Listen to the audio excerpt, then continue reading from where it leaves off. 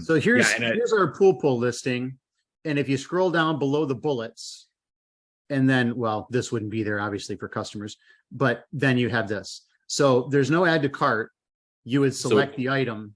It takes you to a separate almost it takes listing. you to a separate listing Yeah. for that bundle. So that's a It has its so own, you, and you can see it has its own reviews. so you made that image, right? You made that image that has both of those. Correct. Yep. We created a new image that had both products in the image. So is just the main image different than the secondary images for the most part? All of the secondary, you add all of these in separately. So you could create new images or just pull in images from the other products. It's like building a whole new listing. Yep. Yep. It's a completely separate listing. Got it. You Okay. just rebuild it. And you don't get stats on that. Like you can't see in a search term report or it wouldn't be a search term report. Yeah, no, because it doesn't, even though it shows like an ASIN, it doesn't have its own ASIN. You know what I'm saying?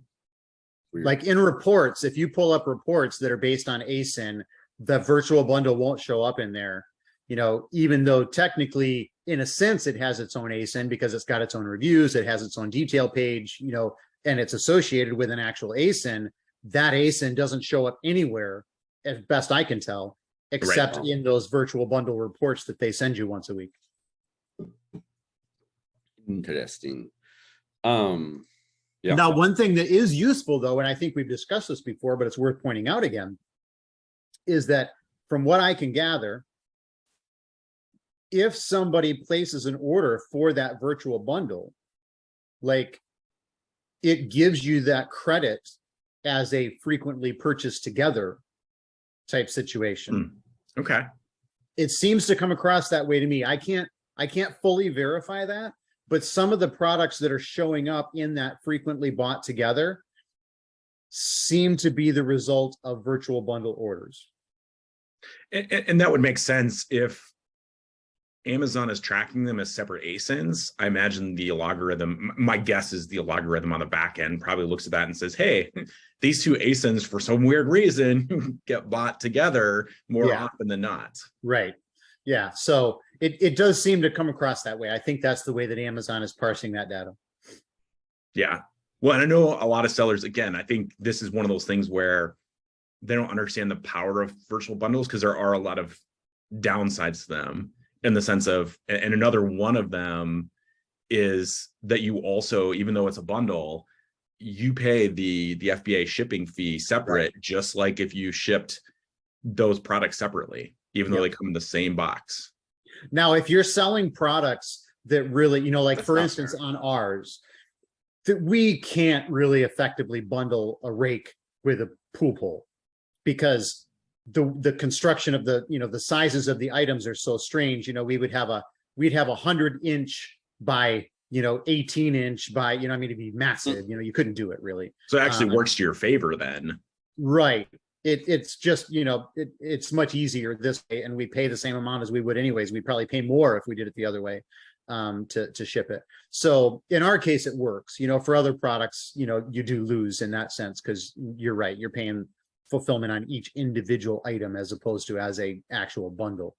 But the other thing I was going to say too was, as a used in a temporary way, like let's say you were launching a product, here's a thought experiment and putting the virtual bundle in there at a really good price point for that bundle so that you can get that frequently bought together really fast. Like if you want to tie it to say one of your, say high volume items, right? So that then it's showing up in the frequently bought together of that high volume item so that you're funneling some orders over that way. You could put that virtual bundle on there at a pretty low price point so that you can get that, so you funnel a lot of people to that and get that frequently bought together. And then once you get it, you could always remove that bundle. You don't have to keep it.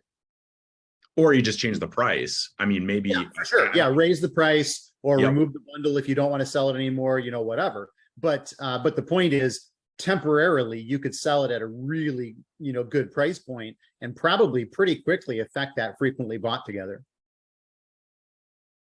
Yeah, it'd be interesting. I wonder what would happen if you offered it, maybe 10% even more, less than what your regular product is. Because I mean, 10 to 20% of people, probably less, would even see that virtual bundle. But of those people, they'd be like, this is a no-brainer. Yeah, why would I not do that? Right? Exactly. And like you said, it would give you, and it wouldn't give you reviews, but it would give you sales on that new ASIN. Yeah, I'm pretty sure that's the, so in terms of sales rank, it would be giving you sales velocity, which would affect your sales rank for the ASIN you're trying to boost. Like you said, the reviews doesn't help you because it would be for the bundle, but in terms of the sales, I think it would affect the sales velocity of the individual ASINs. Yep. I think so too. They don't show up in search results, right? They only show up on listings. They do. Virtual bundles will show up in search results. Yes. Wow. And now, if you wanted to, what's that? I was going to say, if you wanted to, not that I would necessarily, there are situations where it makes sense, but you can also advertise them, but only with sponsor brands. Yeah. Ads.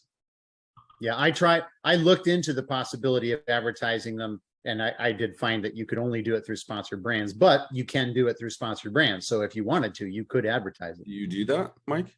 What's that? Do you do that? At this point, I really haven't done much with that. I noticed that I could, and I've still been tossing around, whether I want to play with it. I just haven't done it yet. We've tested a little bit. Where it does come in handy is, like, say you have 2 products, again, complementary products for a sponsored brand ad, and you want to have 3 products across there. Well, you can just create a virtual bundle that becomes your 3rd product. Right. That's where it comes in handy. Yeah, that's actually a good idea. That's a really good idea, because that's a really good idea. Huh. I actually might create a virtual bundle just to be able to do that. That's probably pushed me over the edge on creating a virtual